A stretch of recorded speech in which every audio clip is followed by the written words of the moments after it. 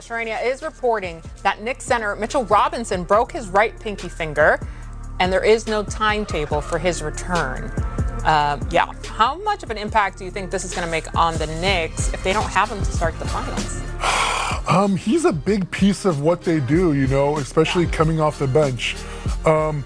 I originally wanted to say that I thought San Antonio would be a better matchup for the Knicks, were they to make the finals.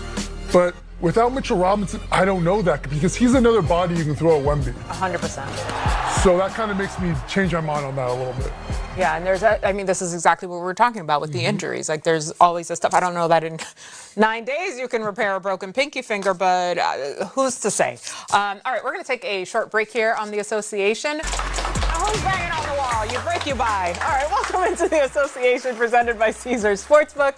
I'm your host, MJ Acosta-Ruiz, joined by everyone's favorite, but every mascot's nightmare. It's Rolo, Robin Lopez in the house. Robin, they've left us to our own devices today. It's okay. My brother's Brooke, so, you know, I'm kind of used to be throwing him the best and stuff, you know? No. We're going to run this ship. Exactly. We're going to do whatever we want. Here we go. We are closing in on tip-off of Game 6 in San Antonio, where the Oklahoma City Thunder have pushed the Spurs to the brink of elimination. Will the defending champions clinch their return ticket to the NBA Finals, or will the Spurs force a Game 7 back in Oklahoma City on Saturday? It's rhetorical, Robin. Okay. But let's get right into it, because I do want to know what you're expecting to see from the Spurs tonight with the season on the line. I mean, you said it right there. Season's on the line. I'm expecting big things from the Spurs, particularly their big man in the middle, Victor.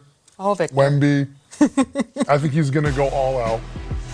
Wemby has been through it. I mean, you can tell that he is just giving it his all. I think one of the things we've been discussing this week was after the last game how he didn't speak with the media. And I think to me that's a clear indicator of him locking in even more.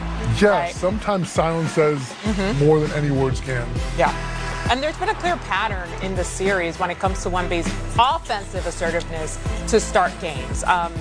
And just to really highlight that, let's punch it up. How important do you think it is that he comes out aggressively looking for his shot to start the game? That's setting the tone in my eyes. No, it absolutely is. And you can see the games where he's come out firing on all cylinders, those are the games they've won.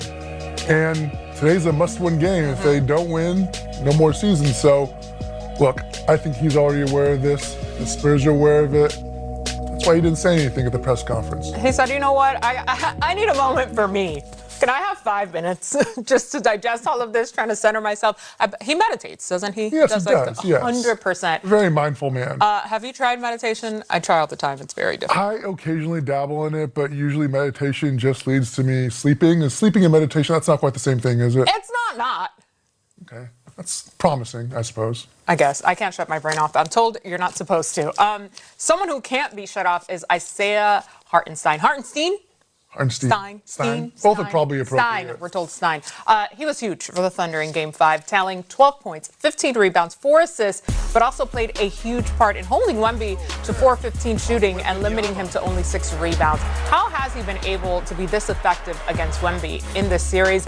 Physicality aside, because he's getting after him. I think the physicality is an important part of it. Yeah. At this point in his career, it might just be the difference of strength. Wemby isn't there yet in that regard. We saw it even with Kevin Durant. It took him a few years to bulk up. And at this moment in time, Isaiah, he still has that strength advantage over Wemby. Yeah, he doesn't have a lot of other advantages, height, maybe nimbleness, athleticism, but he does have that. And when you use that to your advantage, that's what he's doing right now. It's funny that you say bulk up and Kevin Durant in the same phrase.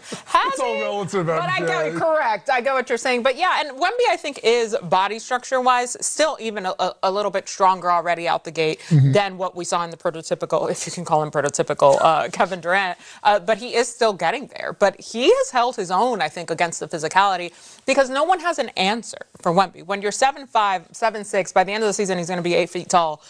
What else do you have but to really stand in your power? Yeah, and I think we've emphasized that he's really got to reassert himself right around the basket. Yeah. And I have no doubt in my mind that's where he's going to get back to. We saw Last game, he was taking some threes. I saw him take a step-back three against Zay, one of those matchups.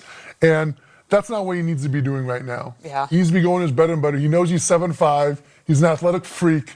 You know, let the game come to you. But can you blame him for not getting to the rim? Because that's tough. Every time he gets in there, he's literally going blow for blow with folks. Yeah, he is. But you know what? In those situations, great players, you see with SGA, he's going to get to the free throw line. Sure. He's going to get those calls.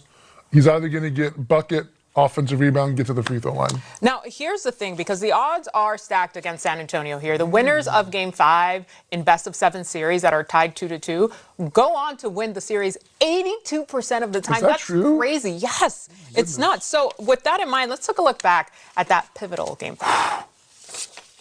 The ever-pivotal Game 5, even at 2. The Western Conference Finals return to Lower Bricktown with a best-of-7, now a best-of-3. Well, we know Shea's going to be Shea, but I think when the other guys eat as well, when you have 4 guys off the bench in double figures, that's when they're at their best. Right now, right for the jump, man. Protect home court, man. Have fun with this thing, man. Let's go, baby. Be confident. Bus on 3, 1, 2, 3. Bus. Whoever hit first, whoever won the ball, that's who's going to win tonight. It's Champagny. Oh, Champagny's in 11 in a row. 3 of them threes. Holmgren takes it strong, puts it in. Chet Holmgren is having a strong first quarter. McCain down the lane. Jay will touch pass the corner left to Wallace. Pacing up with a three. It splashes. Chachinga Thunder money ball. Oh, and a touchback. Caruso moves it. Williams a 3. Timeout, San Antonio. Thunder moving it beautifully. OKC by 9. You love it. The OKC bench is always the difference. The defending champs lead by 20. It's a danger zone for the Spurs. Who's leading most of the charge in the huddle? Wemby. He's pleading with his team. Fight. So let's see if these Spurs can respond. To the line. Wemby got a beautiful finish with one hand. Spurs can get this down to single digits. The 3 from Vassell is good. It is a 14-2 run. McCain has his arm. Oh! And Fox's arm, and he scored anyway. Do-si-do for a deuce. McCain lifting, watching, knocking a 3. Since I was young, I feel like I've been in these big games. Those are the moments I live for. I love those end-of-game moments. McCain feeling it, finding it. Jared McCain could be mayor of this city right now. I'm always going to have that confidence going into any game. Game number 5 to the Thunder. 1 win from a return to the finals.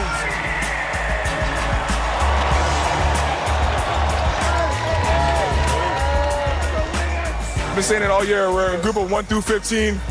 And, we wouldn't be this deep in the season without everybody on the team, and it just showed again tonight.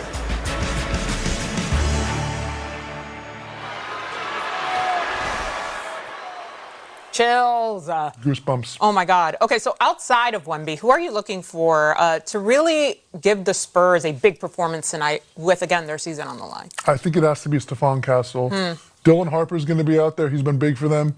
De'Aaron Fox is going to be out there, but they're both a little hampered. I think Stephon Castle has to be the guy that steps up, gives the Spurs some big minutes, gets some big buckets for them, distribute the ball well. He's been taking care of the ball better. I know in the first 2 games, turnovers were a huge issue with them. That hasn't been the issue so much the past 3 games. I'm looking for him to have a very big game.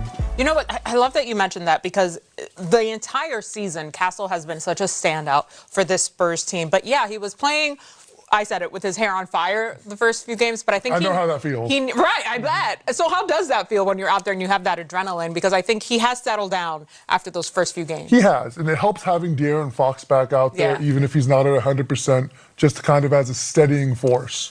I think that veteran presence is going a long way for him. No question. But yeah, I think that now that he has, like, okay, now we got the rhythm of this thing, let's go, because it is a whole different season once you get to no this question. level. It's nuts. So the Thunder bench has outscored the Spurs 257 to 127 in this series. That is an astronomical difference. A huge part of that has been Alex Caruso, who averaged 6 points per game this season, but 17 in this series. He's shooting a scorching 58% from 3. Why do you think he's been able to really elevate his performance, Robin, to this level? And at the most important time, do you expect him to continue that tonight?